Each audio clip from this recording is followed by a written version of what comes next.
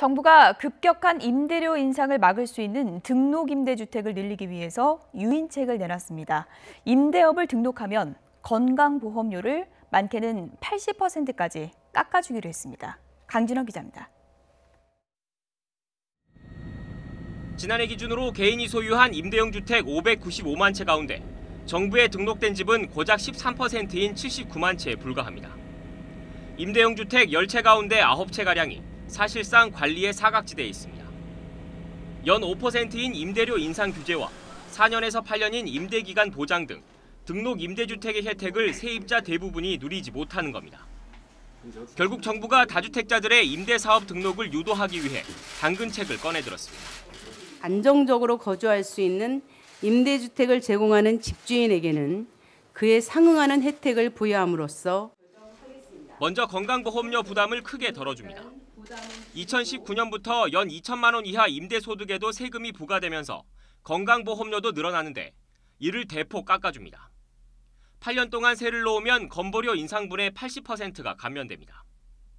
임대주택을 등록하지 않을 때보다 경우에 따라선 연간 120만 원 이상 보험료를 덜 냅니다. 4년 임대는 건보료의 40%, 8년 임대는 80%를 감면하여 부담을 대폭 덜어주겠습니다.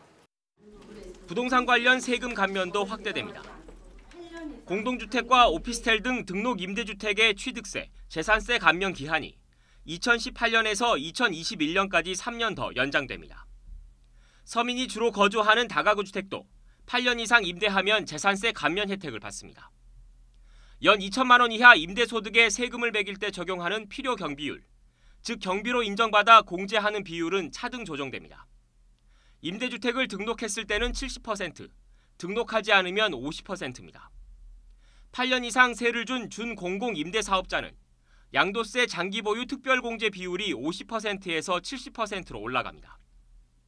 정부는 임대소득과세를 정상화하기 위해 오는 2019년부터 연 2천만 원 이하 임대소득도 세금을 부과하겠다는 방침을 재확인했습니다. 이번 대책이 세제 혜택을 줄 테니 다주택자들은 당국의 관리를 받으라는 메시지로 읽히는 이유입니다. YTN 강진원입니다.